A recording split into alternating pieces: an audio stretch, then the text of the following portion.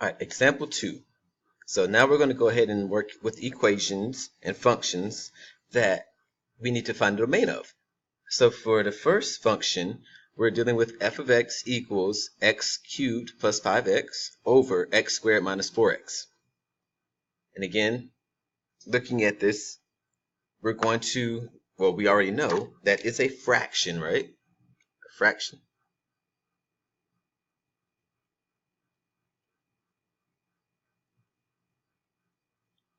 So whenever we have a fraction function, that means that we need to do what? That's right, set the denominator equal to 0. So we set x squared minus 4x equal to 0. So just like we said earlier on the last video, we set the denominator equal to 0. And then we have to solve for that variable. So in this case, we're solving for x. And let's go and write this out too. Set denominator equal to 0. Ooh, oh, Jesus, I spelled that wrong. God have mercy. Got so much stuff going on here, it doesn't even make sense. Alright, so let's go back here. Let's spell denominator right.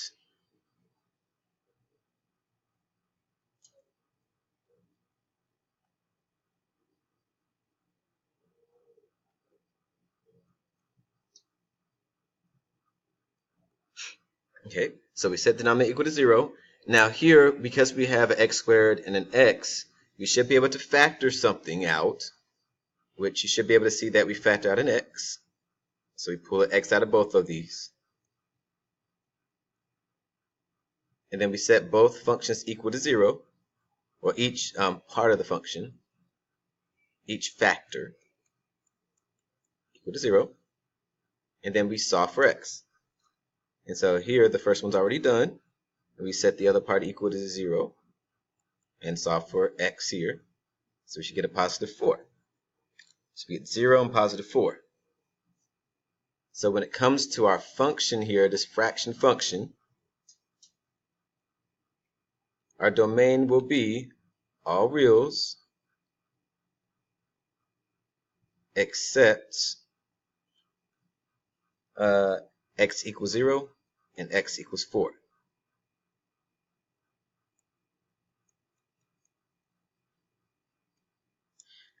Now, one of the great things that you could do here, and what I want you to do right now is go ahead and stop the video, and I want you to put that fraction into the calculator.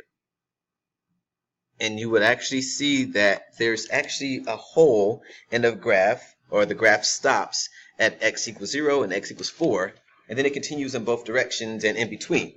So with that, it's really good to be able to see that. So I'm going to do that with you. So everybody should have their calculator out, or you should have your calculator out there. Now here, this calculator, if you haven't dealt with the 84 before, actually is really good in actually being able to set things up exactly as you see it on the actual problem. So here, we're going to go ahead and graph this out. So we're going to go to y equals, hit that button. Oh, clear that out.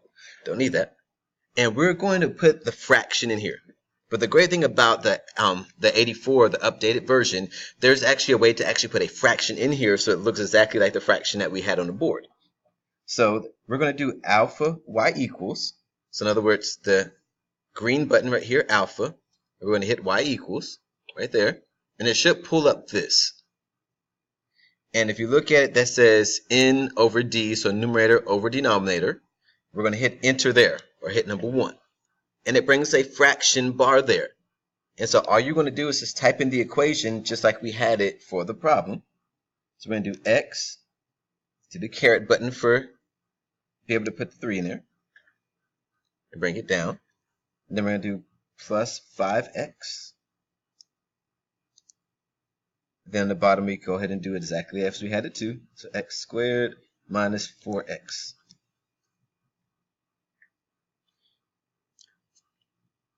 All right, so we have that part. So what we're going to do now is hit zoom 6, and it graphs out the function. Oh, we only got part of the function. We can't see the whole thing. Ha! So let's go ahead and zoom out of that too. So let's zoom out. Let's say Let's try zoom 0.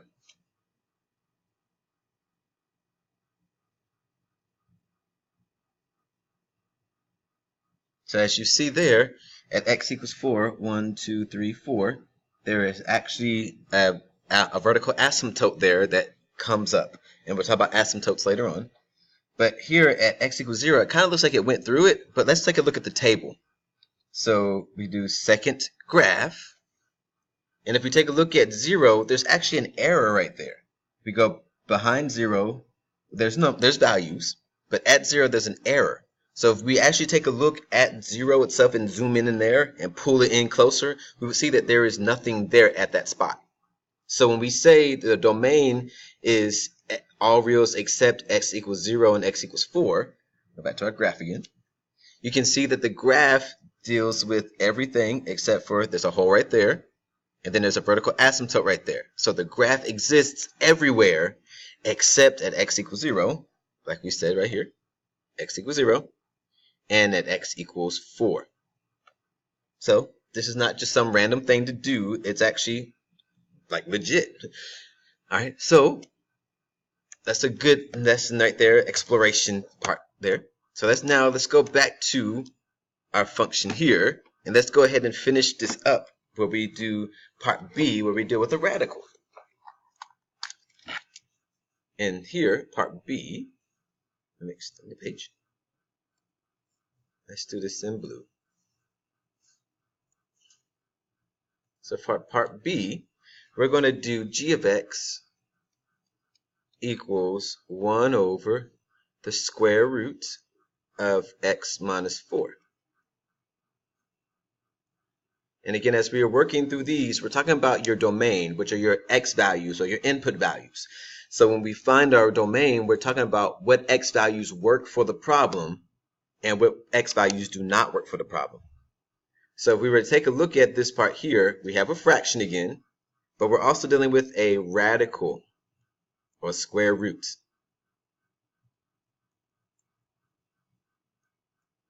Function.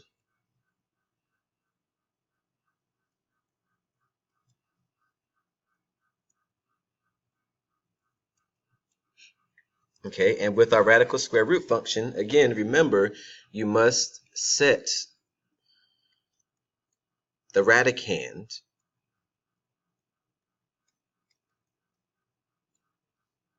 less than or equal to 0. So this part right here. And again, if we figure out the answer for this, that means all the numbers that we put there will make this a negative number, which cannot happen. So therefore, it can't be that. So here, we're going to take the radicand, which is the part underneath the radical. So we do x minus 4 is less than or equal to 0. And then we solve it like a regular equation. We would add 4 to both sides, and we get x is less than or equal to positive 4. So for your domain, we would say all reals except x is less than or equal to 4. And I'm going to let you go ahead and put that into the calculator to see like what it looks like, and again, like what happens there. Because when it comes to radicals, if it doesn't exist, that means it's not going to be there at all. So there's going to be a lot of numbers here that are going to be blank, or there's nothing there for the graph because it doesn't exist. All right, so take a look at that on the calculator, look at it. If you need to call me over, and then we'll go from there.